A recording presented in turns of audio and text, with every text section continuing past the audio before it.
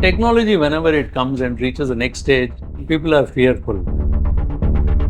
So India has always been an unequal society, right? I mean, a lot of economists say that AI is going to exacerbate this scenario. So If people are worried that what happens if really automated cars come up, will all the jobs of the drivers go away? Well, it's still far off.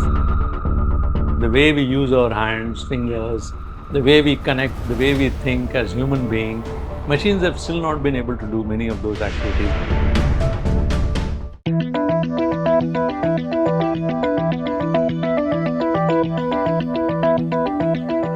hello and welcome. I'm Srinivasan. We are here at the Belgian Waffle Cafe here in Kovalamagam, one of Chennai's growing hotspots. So we're going to discuss about artificial intelligence, and joining me is the editor-in-chief, Mr. Srinivasan. So thank you very much for joining us once again. Great to have you. Yeah, great. But why did you pick up this topic? Now, I think that's the AI easy buzzword. Almost every single business leader who we get to meet, they're all talking about AI in the workflow and so on. And most importantly, Nobels, AI has come to the Nobels as well this time, interestingly. Let me begin with your understanding of AI. A lot of people see it as that it could offer ample opportunities. Some say, well, I think this is the beginning of a technological apocalypse. How do you see AI and its development?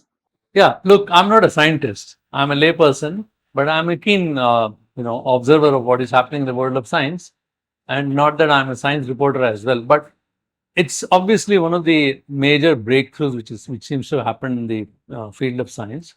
So, as a curious person, I've been following it and trying to understand what is the all buzz about. As you rightly said, right now the buzz is all around artificial intelligence. There are lots of fears as if some computers are going to come, and the worst case scenario is they're going to take over the world. There's going to be some kind of domination of these machines. Those are the kind of stories which are coming out. But on the other hand, is it really? What is it really? What is it? Artificial intelligence It's all about, yeah. basics of it. So, if you have to explain in a very simple terms, what they are trying to do is kind of mimic our brain. How does the brain function? Brain has lots of cells, and as far as the human brain is considered, it's said that it's got about 86 billion cells. Now, what it does is they're trying to mimic the way our brain functions. That so many of them. Suppose there's a ray of light hitting our eye and going through our retina, and then we are able to see an object. How do we see an object? Basically, it's a combination of various, uh, you know, images, colors, shapes, patterns, all together. We get to know, okay, this is the object which I'm seeing. So what it does is neural network actually tries to mimic the way the brain is. So what's a brain? Brain is a combination of several neuron cells, and these are all interconnected cells. So what happens is when a particular information is given to one cell, and then that particular cell is responsible for that particular function, as soon as he understands, okay, the color is red, and that cell is supposed to say, okay, it is red. The moment it says, then it fires, and then passes on information to the next cell. That's how the information reaches, and we make out what an object is, what a color is. That's how the brain functions. And this is it they have tried to replicate mathematically. So what they have done is there is some input which happens in the form of some objects which are given to the computer, fed, and then a certain weights are assigned, and they're trying to mimic a neuron, saying that when a particular threshold is reached, it fires and passes on information to the next cell. And then there is an output. So this is the way the basic science of this thing is worked out. India is also the back office of the world, and 7 to 8% of the Indian GDP comes through the IT sector. Do you see AI's impact on these kind of jobs? Because AI possibly can actually automate a lot of these works. And do you think outsourcing is still a possibility? Yeah, so there has been a certain transformation in Indian IT industry as well. We initially, during Y2K, we were doing a lot of dredge work. And then later, we began to do software. The development activities came to India. And now this is another stage. Since AI has come, now you don't need to actually code. What it's saying is it can actually generate codes. You don't need to actually, the computer scientists need not sit and make codes. This task will be taken over. That's why they're saying whether some of these tasks will go away. But then there is always a different kind of task which would come up. Algorithms are still very important. So all may not be writing, but certain algorithms have to be written, certain things have to be done. It will still be done. Yes, so the drudgery or the drudge work will come down, and there will be more of activities which will go on the higher side of learning, and we have enough scientists and engineers to step onto that. That's the understanding. Interesting, there's also this fear of losing jobs, right? It's been in the headlines for a long time. We have also interviewed Sridhar Vembu, Suresh Sambandam of Kissflow. They all kind of resonate the similar images. But we also have Mr. Narayana Murthy, who also says AI is going to be a friend and not a foe. I won't say loss of jobs. There will be replacement of jobs. The kind of task which people are doing might change. So in that sense, he is right. But it's not as if unless people reskill, get on to new skills, learn some of these new emerging trends. It's I think commonsensical to understand that it otherwise they will suffer. I think this is happening in all over industry, and AI, it's being considered a kind of a marquee term in the way we have seen things. It's like invention of wheel. It's like after industrial revolution, the whole world changed completely. This is considered something very transformative, and therefore there are worries. Whenever change comes, people start worrying about jobs and other things. What happened when the computers came? People said, all the jobs are going to go. Nothing of that sort happened. So eventually, I think some kind of a replacement will happen. Anybody else see you? Jensen Huang was in India a couple of weeks back. We also saw a lot of other business, including Mr. Mukesh Ambani, having a conversation with him. He, in interaction with Economic Times, he stated the aspiration, the vision, the ambition to elevate yourself from an IT cost reduction industry, from a labor outsourcing industry to become an AI production industry. I think you've got to pursue that with all our might. What do you think India should be doing to achieve this particular, ambition? See, India is already doing a couple of things. For instance, India is very good in designing, chip design, and NVIDIA. Lot of things are being designed in India. So it's becoming, we may not be actually doing other things which you see happening in Europe, but design already a lot of things are happening here. What now we don't have right now is our own chip manufacturing capability. I mean, the efforts are being made by setting up the factories for chip making, which are called fabs. Yeah. But though there are 2-3 units set up, That's highly capital intensive as well, right? highly capital intensive, resource intensive. It requires a very clean environment, and the government claims that they'll be able to crack it because I think we are partnering some Taiwanese companies to do that. Yeah.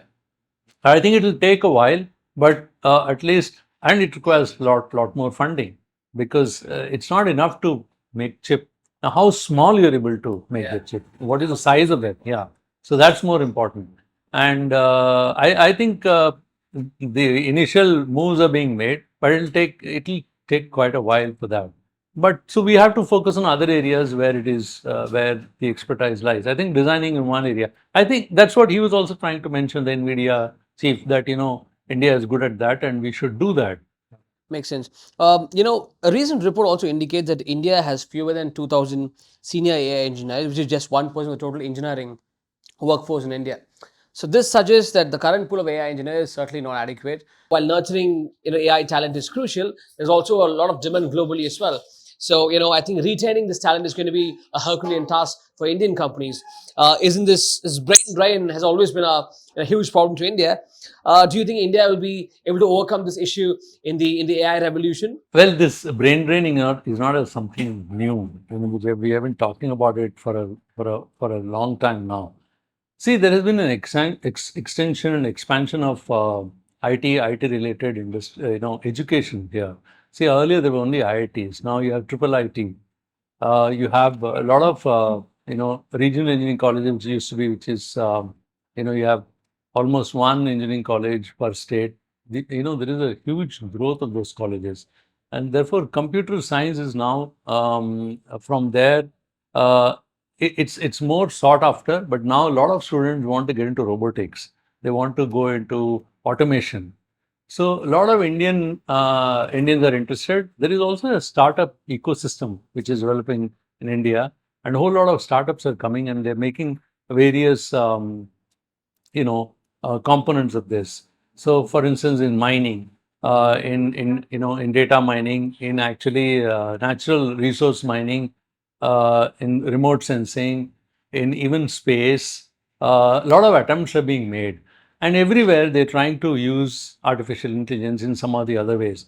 AI, as we understand, it's not something which suddenly sprung up, and we don't know where it has come from. For instance, as a practical user, you and me also, whenever we use our cell phones, and even while you're typing a message, you know it it's kind of guesses what's going to be your next sentence, and it's basically probability. It works on the theorem of The auto corrections and all that. so yeah, so it's able to autocorrection is a different thing. They affect the whole dictionary into it. But here it is able to predict what is the kind of the thing you are thinking in your head. And then more and more you use the phone, machine kind of learns it. That's called machine learning. So they know how things are going. So it then starts predicting, and then it's also the way you start prompting. What kind of That's what you must have learned now to give it to ChatGPT. What is the kind of questions you give? What kind of prompts you give? What can to expect? What kind of answers? So a whole lot of these things are happening around, and people are picking up fast. So I think that your question was basically whether we'll have enough engineers, whether we'll have. I think when the ecosystem starts developing, these things start coming up on its own. I know you love talking economics as well. So India has always been an unequal society, right? I mean, a lot of economists say that AI is going to exacerbate this scenario. So because it's too much it's highly biased towards high skilled workforce and not the low skilled workforce. The rich is going to get richer, the poor is going to get poorer. Is it what are we heading into? I don't look it that way. See, for instance, what happened? Technology, whenever it comes and reaches the next stage, people are fearful. In general, most of us are fearful of a change. And the technology makes, unless you understand what it is, the fear multiplies. Have you thought of this? See, one important reason why so much of talk about AI is happening, because the amount of computational powers all of us now we have in our hand. Can you imagine now a ordinary person is using the cell phone in many more ways. He's able to transact, he's able to improve his business. He'll give you a call and say, should I come and deliver at this point of time? So I think people underestimate, there is an underestimation of what ordinary people can make use of a technology in a different way. For instance, many of us, many of people who didn't know, they're not literate, but they started using phones much faster. So they always find a way to go around and use technology. So I don't think that will happen. But on the other hand, technology usage will improve productivity. That is the thinking everybody is saying. The usage of AI is not going to take away the activities. In fact, it will improve the productivity. For instance, if um, if people are worried that what happens if really automated cars come up, will all the jobs, the drivers go away? Well, it's still far off. I mean, we haven't reached that stage where you can have a safe autonomous car yet, but it's moving towards that direction. But still there are many cognitive activities which we do, the way we use our hands, fingers, the way we connect, the way we think as human being. Machines have still not been able to do many of those activities. They're still doing very simple activity. So there are attempts being made to teach, and there is a complete divide in scientific world also. There's a whole spectrum of people from one end who say that this is very dangerous, to the other who says no, it's great. So we're in very interesting times. We as journalists, as observers, we must see that how these changes are happening. There's also dark side of AI, right? Which is, we also see a couple of cases, Rashmika Mandana, Alia, but the deep fakes have been going viral on social media. Do you think it's the onus is now on the government to actually draw a line, because it's very important that they balance it between innovation and regulation? Yeah, so again here, it's actually how you use it. How you use the technology is very important. Uh, what happened when the nuclear bomb came?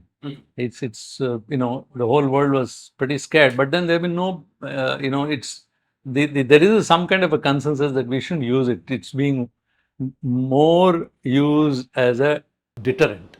Of course, the countries keep threatening each other, but the question is how well we can use it, and whether state intervention is important. I mean, any technology, you will always find people who want to misuse is racing ahead of that.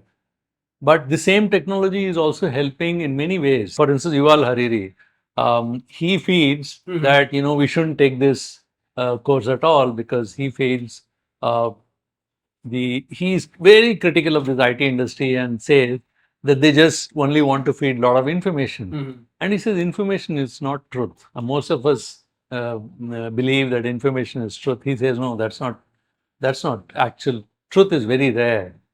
You know, it's like finding a needle in a haystack. You have lots of information. From there you have to actually find what is true and what is false. So he says actually it's a very dangerous thing where we are heading. So there are people like that also. So he is cautioning. Ultimately, whether the state should come and start taking some action, whether there should be proper regulation. I mean, these are the things where industry themselves would come to a consensus, I think. So always great talking to you. Thank you very, very informative this time. Thank you. Thank you.